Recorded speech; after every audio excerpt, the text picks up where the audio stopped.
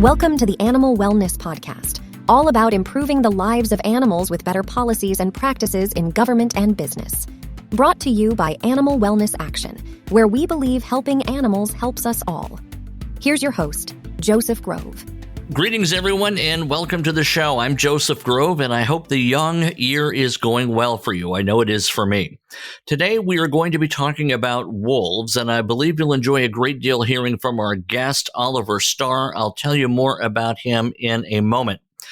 A couple of weeks ago, we hosted a webinar about the recently introduced SAW Act, that piece of legislation which will be refiled in the new Congress now that they're all sworn in and about the people's business, would ban people from using snowmobiles and other vehicles as weapons against wolves and other wildlife. For those of us in more temperate regions, the idea that someone, just for the fun of it, would use a snowmobile to run over and kill a wolf or coyote or any other animal is, well, frankly, bonkers. But it happens, and it happens enough that animal welfare groups like the Center for a Humane Economy and Animal Wellness Action are championing its passage. All of that occurs on a very unstable legal landscape for these animals. In February 22, a federal court reinstated Endangered Species Act protections for gray wolves across most of the contiguous United States, listing them as endangered in the majority of states and threatened in Minnesota. However, wolves in the northern Rocky Mountain region, including Idaho, Montana, and Wyoming, remain delisted and are managed under state regulations. And you can imagine how well or not well that may go. In May of 24, just a few months ago, the U.S. House of Representatives passed a bill aiming to remove gray wolves from the endangered species list nationwide. Fortunately, that bill died in the Senate. Now, we first really got into wolves on this show back when Cody Roberts, a native of Daniel, Wyoming, ran over a wolf we posthumously named Thea with his snowmobile. Now, he collared that wolf. I guess he held on to it for some time. Reports vary on how long he had this wolf. Finally, he took it to a bar, tormented the animal there, and then shot her in back of that establishment. The pictures of that wolf with her mouth bound, looking absolutely defeated in that bar, broke hearts across the world. That story went everywhere, and we focused a lot on it, and a lot of you supported our work to get justice for Cody. We're still trying on that, but Wyoming remains a sore spot for people who love wolves. So earlier this year, or I guess now late last year, Wyoming legislators did try to do maybe a little something, but it was so paltry that it's almost insulting to people who love wolves. And that is, they said, well, you can still whack a wolf with a snowmobile. That's what that's called. But you have to kill it right away. You can't do what Cody Roberts did, and that's hang on to the animal and prolong his or her suffering. Now, at the opposite side of the spectrum for wolves is California. About 100 years ago, there were no wolves in California, but protections there have helped the animal come back strongly. In fact, just a couple of weeks ago, the New York Post ran a story out of California, that's where I saw it, that 2 new packs have been discovered in the state. So, yay, California and boo, Wyoming on wolves. Long story short, during the webinar on the SAW Act, Snowmobiles Aren't Weapons, we got to meet today's guest, Oliver Starr, and he stole the show. And I have to tell you, he gave me a little bit of a heart attack. I helped our producer run the webinars, and I'm very particular. I like everything to be super scripted. So at some point during the webinar, Oliver says, as he's speaking, hang on, I'm going to go outside and show you my wolves. And I thought, oh, great. Well, this is not going to go well. Technologically, this is going to, I'm sure, not come off smoothly. It did, of course, because Oliver's a pro, and he really just mesmerized all of us as he took his camera outside just among his wolves. And we're going to ask him about the wolves he has, how he came to acquire them. And we're also going to talk to him about something that I think is super interesting, and that's his new book. It's called The Wolf Lover's Guide to Raising Dogs. Canis lupus, Canis familiaris. There's a strong evolutionary connection. So it makes sense. If you can learn something about wolves, maybe it applies to your dog's inner wolf. I think my Chihuahua had an inner cat, but we won't talk about her. Oliver, talk about this book, the Raising Dogs by Understanding Wolves. Where did you come up with the idea, and what are some of the key things you've learned that our audience would like to know too?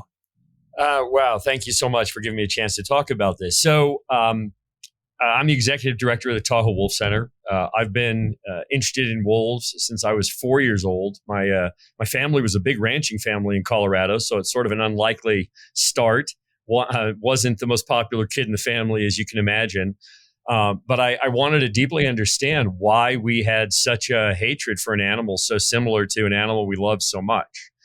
And that just set me on a life path of understanding these animals. I've now spent almost 40 years with a home fully inside a wolf habitat so that I could be completely immersed in the social dynamics of these animals over many years.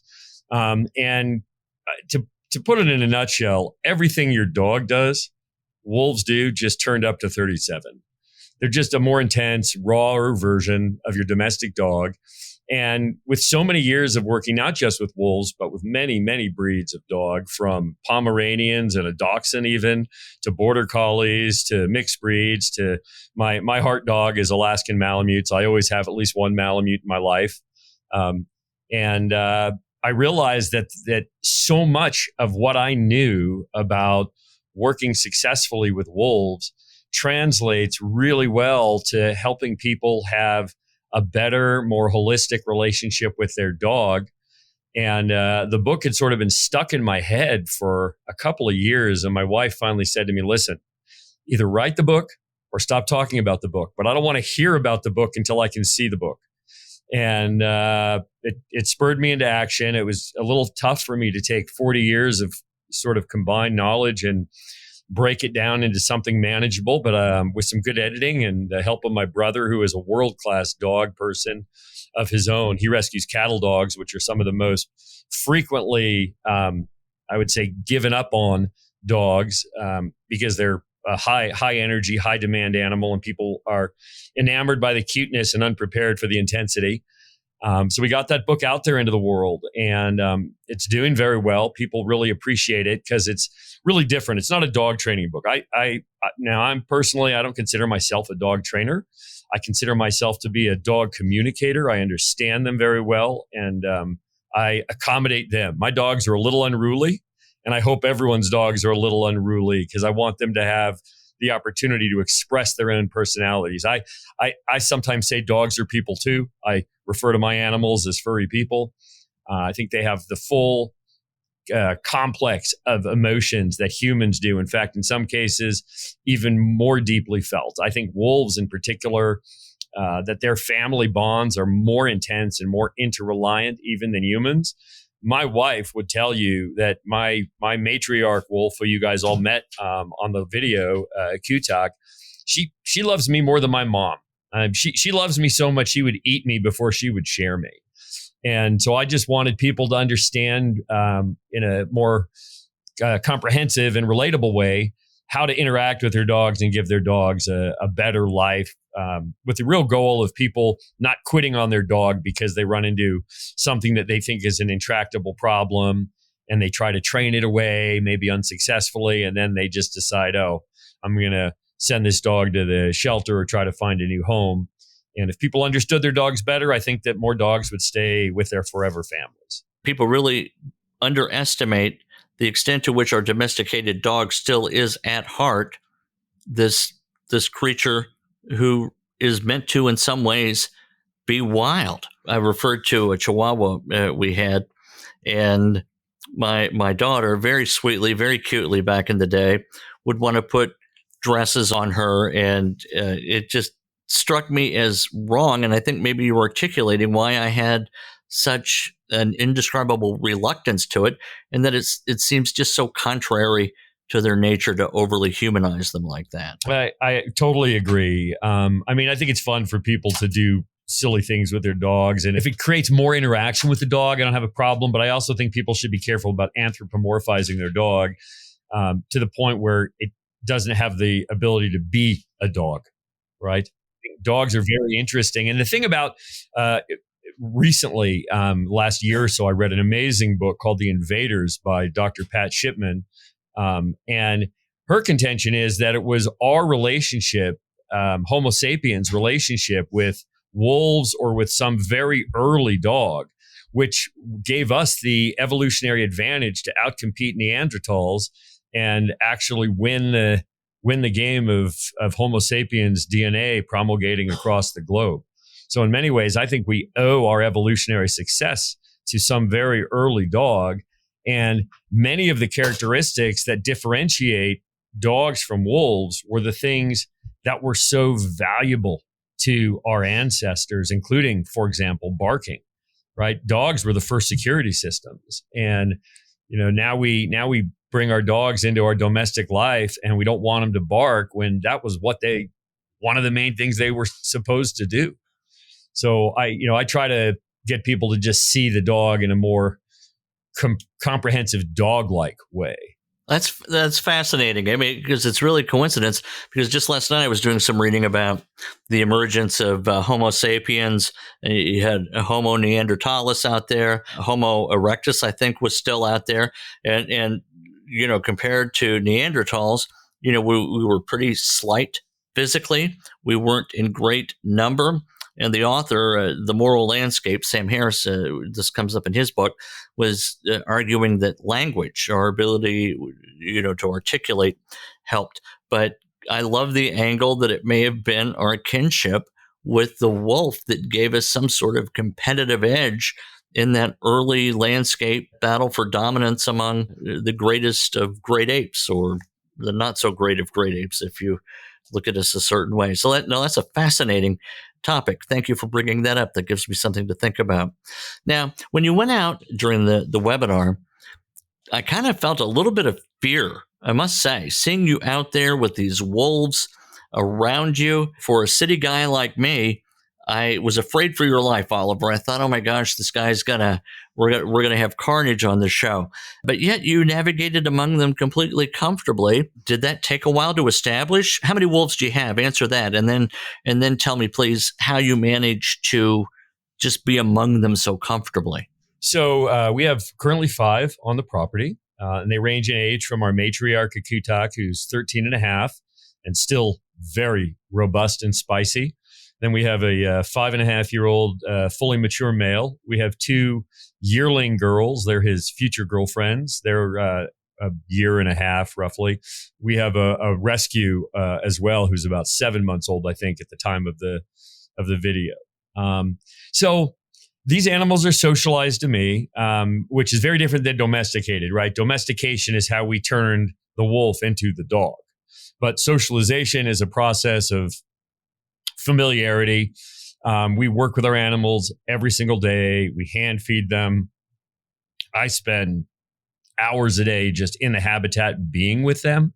All of my animals I can take on hikes anytime I want. They'll willingly let me put a leash and a collar on them so we can safely and securely explore outside their habitat.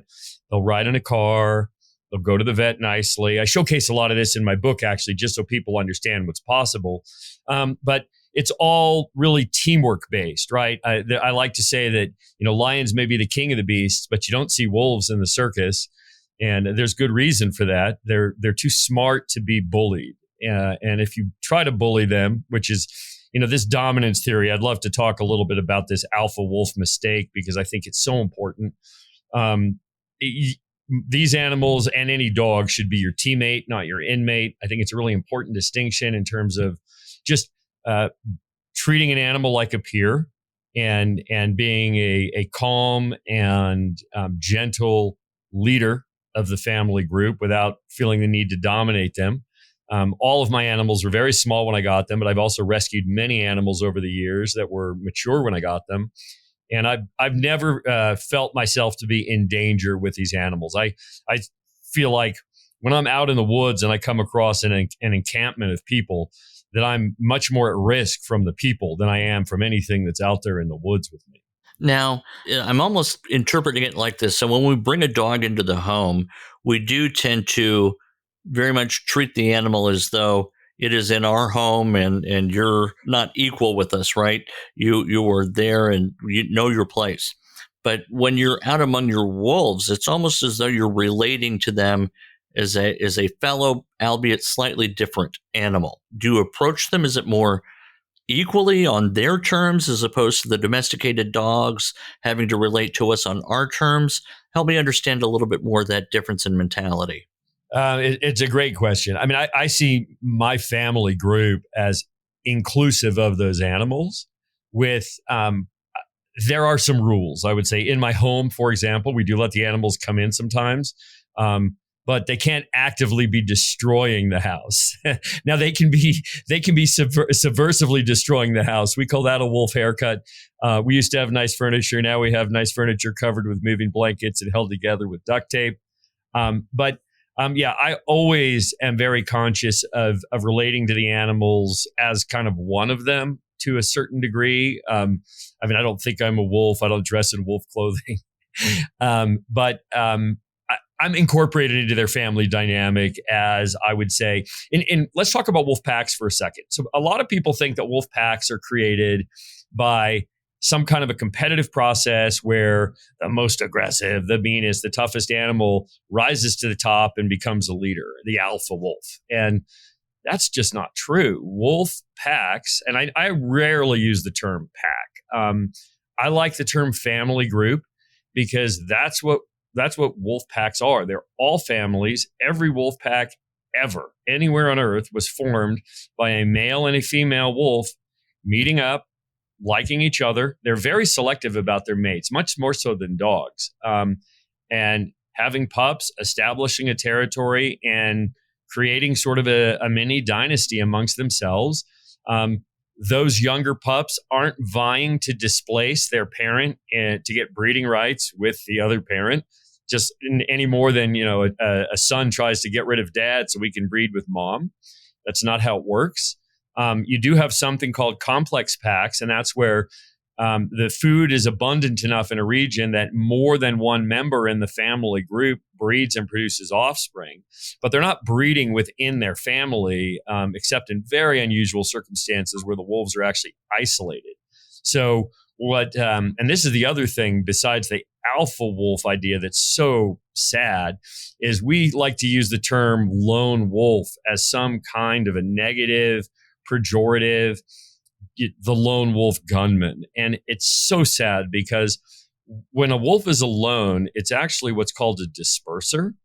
And a disperser is actually just like your eldest son or daughter says, I'm ready to move out and find my own way in the world. And they're looking for a spot for themselves and to sort of figure their life out as their own grown-up. And that's what dispersing wolves do. The thing is, they're looking for love, not trouble. It's a very challenging time for a wolf to be a disperser because wolves are very reliant on one another in how they hunt and care for each other. And so sometimes a dispersing wolf will manage to find a boyfriend or a girlfriend in a family that's intact. And if that wolf is lucky, the dominant wolves, the breeders in that family group, will accept it. And then you can see these complex packs form. There are some of those in Yellowstone right now, the Junction Buttes, the Wapiti Lake, where they've had more than a single set of puppies from different parents during a season. And so that dynamic is really interesting to me. It's part of why I'm so fascinated by wolves, is just the complexity of their family relations. And I would just put a pin in this part of our conversation by saying the most important animal in the wolf family is the breeding female. That's the animal that makes a lot of the key decisions that impact the whole family. For example, wolves only den at the time of year when they're going to have puppies. It's really the female about to give birth who chooses the den site and inhabits the den with the pups, and everyone else sort of stands guard and provisions the mother. She might let a female offspring in to help her with the puppies. Sometimes in these complex packs, they'll share a den and collectively care for the puppies. But because that den site pins the family down for about 2 months, it's very important that female chooses a really good place near water where the food is plentiful, that can be defended from humans or whatever else might be out there that could threaten the success of the litter. And what we know now from some great research by Kira Cassidy and some of her colleagues at the Yellowstone Wolf Project, which echoed research I did about a decade ago looking at wolf mortality, is that in particular, when one of the breeding pair, but most often the female breeding animal, is killed by humans, 74% of the time, the whole pack breaks up. And that just shows you how important that particular animal, that female, that decision maker is to the success of that wolf family group entire.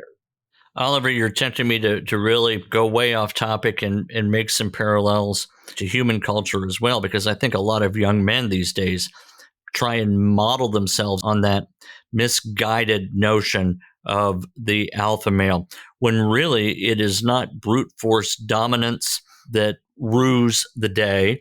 It is reciprocity, generosity, protectiveness. And if we really understood what it meant to be alpha as opposed to this Hollywood version of it, I think people would be a lot better off too. Which the wolves, to bring it back to point, seem to be getting right, and we could learn something if we just opened our eyeballs. I couldn't agree with you more. And I mean, what I love is the example set by my big male, Icknick. Icknick is 150 pounds. He's an enormous, powerful animal. And yet he is the most gentle babysitter. His demeanor is calm. You'll frequently find him on his back with the girls wrestling around. I mean, he just modulates his strength, and he just shows you what a real alpha male looks like. The most dangerous human to any child is a stepdad or the boyfriend of the mom. And I tell my daughter all the time, the most important decision she'll ever make in her life is who she decides to allow to father her children. Again, I know I'm straying off topic a bit. They go on car rides with you. The wolves come into your home. Can they be house trained? Do they let you know when it's time to do number 1 or 2, or do they just kind of go right there on your duct tape? So no, they never have accidents, never ever. But that's not to say they don't have it on purpose. I actually have a pretty funny story. So our female Akutak, who's older now, she likes to sleep where it's soft and warm. She typically comes in the house around dinner time and sleeps for about 6 hours, and then she decides she's ready to go out. She's hot. We let her back out. But about a year ago, my wife says to me, she's in the restroom, and she says to me, "I need you to come in here." So I come in the restroom, and she says, she's sniffing. She says, "It smells like pee in here." And I said, "Yeah, I agree. It smells like pee in here." And she says, "I think you're peeing all over the place in the night." And I said, "No, I'm not doing that. I got a toilet night light. I'm very careful about that." And I sniff again, and I said, No, I think Akutak, the matriarch, is peeing in here. And then I explained to her, so in wolf behavior, the mated pair does something that's it's called a reinforcing scent mark. And that is, wolves, like dogs, like to pee on places to mark their territory. With wolves, it's more of a no trespassing sign than what I call P-mail, which is dogs just sort of saying, "I'm here." Wolves are saying, "We're here, stay out." And the male and female that are the breeding pair very frequently will pee right on top of each other's scent mark to reinforce it, saying, "We are here." And I had noticed, because I have large natural property and I do a lot of backcountry stuff, I pee outdoors, that Akutak, when I would pee, she would reinforce my scent mark like she was my bonded partner. And so I said to my wife, "I think she's I pee in the bathroom. I think she's reinforcing my scent mark in the bathroom." And my wife is like, "Nice try. I think you're peeing on the toilet seat." And just as she said it, Akutak walks in the bathroom, lifts her leg. And the females also will raise their leg. I'm sure you've seen this with some dogs. And she pees all over the toilet. It's actually a story in my book. But I said, "Yeah, there you go. Can I have my $100, please?" So they will mark stuff. Akutak is the worst. She'll look right at you and scent mark right on the door. But there's no accidents and there's no number twos happening in the house. And we're really good at cleaning up. I can tell you all the secrets. Animal Wellness Action depends on people like you to complete our work. Our recent victories to protect big cats, spare beagles from pharmaceutical tests, and convince Nike to stop killing kangaroos for shoes would not have happened without the financial support of our donors. Become one at any amount. Visit animalwellnessaction.org/donate to join our fight against animal cruelty of all kinds. That's animalwellnessaction.org/donate. Oliver, why do people hate wolves so much? How did they carry in their fur this almost instinctive hatred of mankind for them? It's one of the things I've pondered for nearly 50 years. I don't understand how people can love dogs so much and shoot a wolf. I think there's certain aspects to competition. Early, for example, when wolves come into a territory, they will get rid of their competition, which are other wolves and coyotes. Wolves, in so many respects, are like us. Their family dynamics are very much like us. Their care and respect of their elders and their collaborative care of their young, very much like us. And especially early on, they were very effective at competing against us for resources. So maybe there's something deep in our collective psyche that predisposes us to behave that way. I think also it has a lot to do with the mythologizing of the wolf. I think the wolf has become such a politicized animal that much of the animosity towards the species is really animosity towards an opposite human political way of thinking. And the wolves seem to be representative of one of those more progressive, more environmentalist ways of thinking that has less focus on, say, dominance and control. And so there's that. I mean, I also think that we're a little afraid of wolves. I mean, you said so yourself that you were concerned when I went out into my habitat that maybe something bad could happen. Wolves are powerful predators. Working together, they could easily take a human down if that was their inclination. But they don't often do that, though, right? I mean, you don't hear of that happening. In fact, just to interrupt your thought, I recall I think in the webinar or maybe in a post-webinar discussion, you were talking about how the wolves are very, very animated and very confident around you, but around strangers, they become quite meek, almost fearful. Am I recalling correctly what you may have said? Exactly. No, it's beyond meek or fearful. It's ghostly. They will disappear. Even my Icknick, right? If you saw him with me, he's just a gigantic, powerful animal. But when we're out outside of the habitat and we're in a sort of a urban rural interface, right? My house backs to national forest, but I have a neighbor. And sometimes we walk through a neighborhood to get to another tract of national forest. And if somebody just pulls up in a car and steps out of their car, Icknick stops and he says, no, we don't want to go there. That's a person I don't know. And that behavior is of a wolf that has never had a bad moment with a human. Everything good has always come from people. Nevertheless, he's very timid and very fearful. I mean, if he was loose in the woods and he saw an unfamiliar person, you wouldn't see him. He would just disappear. In fact, and I think this is very important for people to understand, the wolves at Yellowstone that are observed every single day that kind of ignore people are very unusual wolves because they're so used to being observed by people from a distance. They're used to traffic. They're used to the smell of our garbage in the restrooms in the park. And I think it's really sad that we haven't been able to prevent the shooting of those wolves the minute they step over an invisible boundary in the park. I mean, those wolves could even be run over by snowmobiles, to bring it back to the SAW Act. And they don't even know to be afraid of snowmobiles because they're so habituated to humans. They're a very unique group of wolves because of that. And it's a little bit the case of loving something to death, in that we love those wolves so much because we can observe those wolves.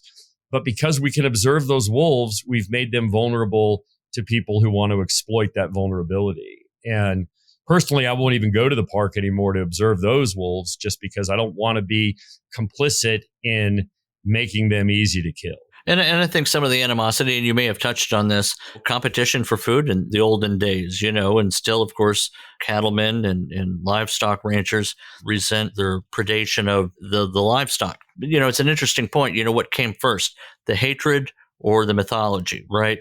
And I would suspect that the hatred came first and then emanated in the stories, Little Red Riding Hood, the Three Little Pigs, and certainly, the werewolf. Oliver, I'm so grateful you were on the show. Is there anything I haven't asked about wolves and your book that you would like our audience to hear before we sign off? Gosh, I think we've covered a lot, but of course, I could talk. I could and do talk about wolves all day, every day. So I'm always happy to join you guys again and talk more about wolves. Or I guess there's some specific legislation we ought to really touch on briefly, just so people are aware. Right now in Montana, there's a new bill. I think I sent you guys a link, and maybe you can add the information. And it's another one of these young Republican senator or state reps who is trying to pander to his base, and he wants to change the laws concerning wolves in Montana to make it shoot on sight year round. This is a tremendously bad idea. Not only because wolves are self-regulating in their populations, but we know that when we disrupt wolf family dynamics by killing wolves, we actually create more problems. Wolves are best at hunting what they're supposed to, which is deer and moose and elk and bison, particularly in Montana, it's elk and bison. If they're in intact, fully functioning family groups, that's how they hunt. They need one another. And when you start damaging the structure of those groups, those wolves become desperate. And that's when they start being dependent on livestock, being more inclined to take risks, like coming near human habitation to kill sheep or cattle or whatever. And so these misguided bills that are really political and unscientific are creating the very problems that they purport to solve. And we need to make sure that people understand this. And we know that when we leave wolves alone, they leave us alone. And that and remember, I'm a rancher's grandson, a big time rancher's grandson. I mean, the folks here that are whining and crying about this have a couple hundred to maybe a few thousand head of cattle under their management. We had tens of thousands. We were a very large scale producer, and we routinely were working in the Intermountain West, so Idaho, Wyoming, Montana, Colorado, and we did the work. We had people out there with our animals, and our losses were negligible. And I think that when you've got fewer animals, it's just a matter of being out there and doing the stewardship of your livestock. You don't just turn them out onto public lands in the spring, collect them in the fall, and count the ones that are missing and start blaming predators.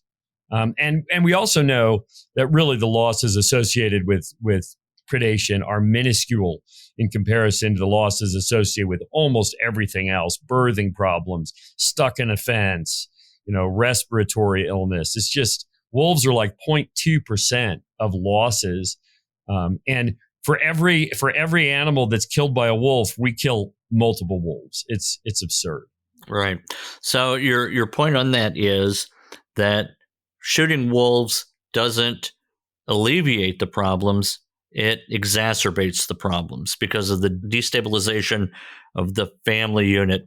And as we also talked about in the webinar, wolves, by hunting animals that have chronic wasting disease, actually help protect other natural resources. So if you care about wildlife, if you care about your own animals, if you care about keeping that distance between wolves and humans, the last thing we want to do is have something like that, which is proposed in Montana, the shoot on sight. And then we've also, of course, the Snowmobiles Aren't Weapons Act, which will be reintroduced in the 119th Congress.